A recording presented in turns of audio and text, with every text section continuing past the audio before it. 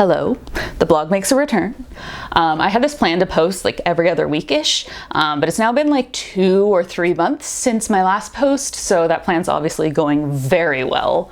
I actually have a different post and video prepped and ready to go, but after some recent conversations with some other writer friends, I actually wanted to bump this topic up to the top of the queue and talk about my decision to sign with a newbie agent.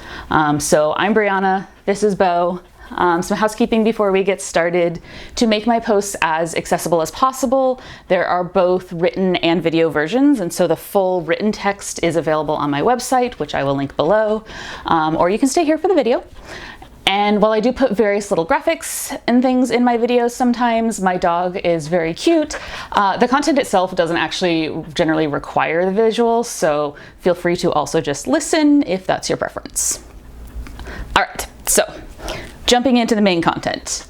A perpetual question in the query trenches is whether it is better to have an agent who's very experienced and has been around a while, or one who's new to the scene.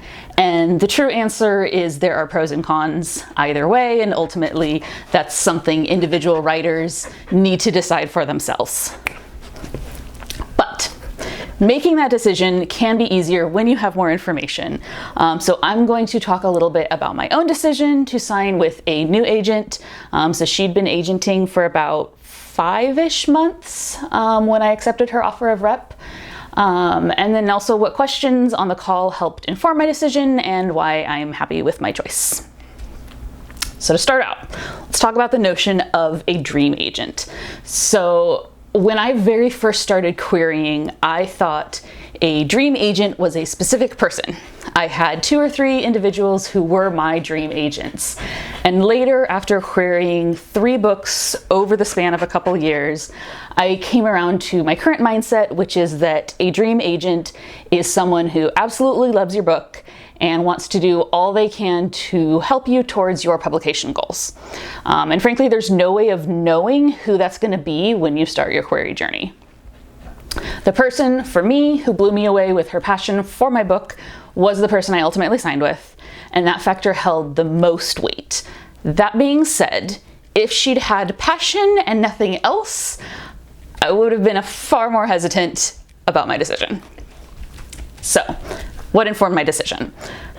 Start with support and mentorship. So on the call, we spent a good chunk of time talking about her background and her current support.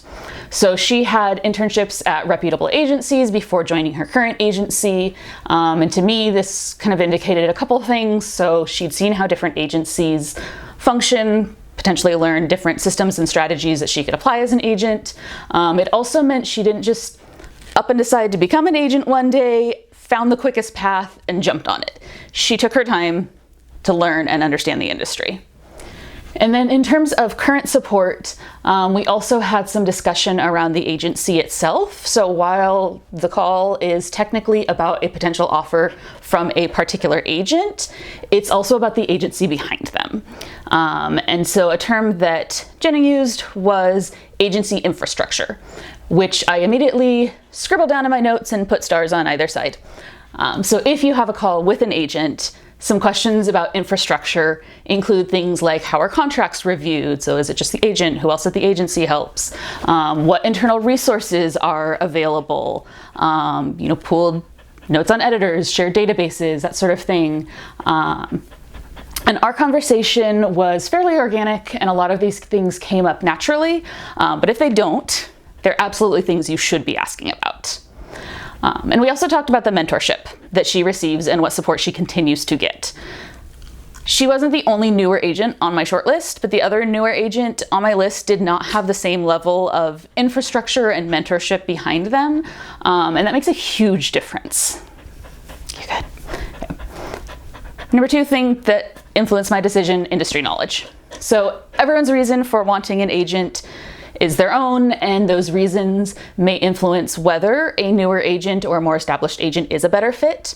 For me, a big reason I wanted an agent was to have a partner who understands this industry, because I sure as hell don't. I have degrees in molecular biology and human genetics.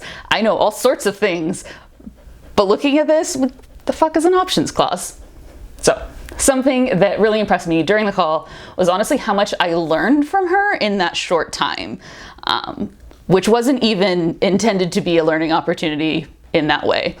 But she talked about contracts, things to be aware of or look out for, things like terms or what she'd like to see in a deal. And so even though she's relatively new to agenting, it was clear to me that she'd put a lot of work in and invested time into training, and she understood the industry. And the conversation was also tailored to my book and my goals, so it wasn't just like reciting a list of facts, but I could clearly see how she could apply her knowledge to my circumstances. All right. Last thing informing my decision, future agent SIBs. So every agent has a very first client. But if you're not the very first client of a newer agent, ask for contact info, reach out to others to hear about their experiences. You should actually be doing this with any agent, not just a new one. With one of Jenna's clients, her journey was very similar to mine, and hearing how that was handled and how she felt about it was hugely informative for me, and really helped with my decision. So part 2 of this talk is why I'm happy with my choice. So first of all, let's talk about words versus actions. So my situation was a little unusual, although less unusual than I thought. More on that some other time though. Basically, after I accepted the offer though, like anyone else, the next step was still to strategize how to proceed with my book. And so my agent came up with her plan, but then let me know that she was going to talk to her mentor at the agency to get additional input. So this was an instant reassurance that I made a good choice. So I do a lot of mentoring in my day job, and one of the hardest things to teach people is how to ask for help. So to me, never asking for help is not a sign of competence. It is a sign that someone is either overconfident or that they aren't willing to put in the work to do something right. And so having my new to agenting agent tell me on the very first day that she was going to ask for help in order to ensure she was doing the best she could for me made it really clear that supporting me was her priority, and not her own pride or ego or interests. And this was something that happened for us after I accepted her offer of rep, but absolutely it was something we could have talked about more on the call. So if you're making your list of questions to ask an offering agent, consider something along the lines of, if you come across a situation you haven't encountered before, how would you handle it? Or broader questions about their mentorship and their support. Other reasons I'm happy with my decision. So agenting is a lot of work. It takes a lot of time, and agents aren't paid to handhold their clients throughout the process. New agents often aren't actually getting paid at all. So if you want to learn more about what getting paid looks like for a new agent, my agent actually has a really great Substack that I will link below. And so I can't speak to what it's like to be represented by someone who already has a full list and many clients. But for me, a neurotic anxiety goblin, it's nice to have someone who is very responsive, keeps me updated, and then makes me feel like I'm a priority, even though I have a growing cohort of agent SIBs who are just as important. And in fact, in our agent SIB group chat, I also know that they equally feel prioritized and kept in the loop, which is great. So for querying authors or those building your list, querying a mix of more established and newer agents, great strategy.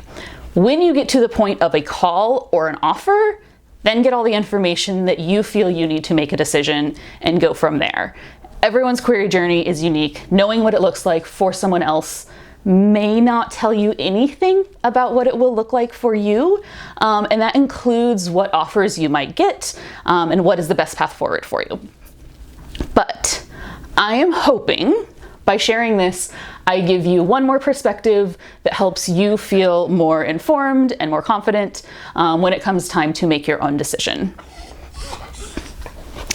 That is all Bo and I have for you today. He is actually ready to be done.